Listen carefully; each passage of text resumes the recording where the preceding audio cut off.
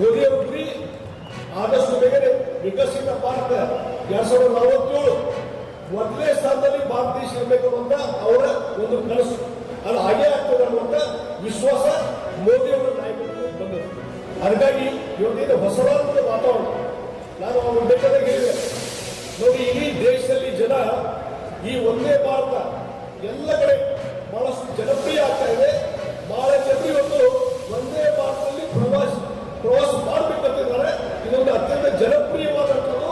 ಅದಕ್ಕೆ ಎಲ್ಲೆಲ್ಲ ಅವಶ್ಯಕತೆ ಇದೆ, ಇನ್ನೂ ಹೆಚ್ಚಿನ ರೀತಿಯ ಅವಕಾಶ ಕೊಡಿ ಅನ್ನುವಂಥ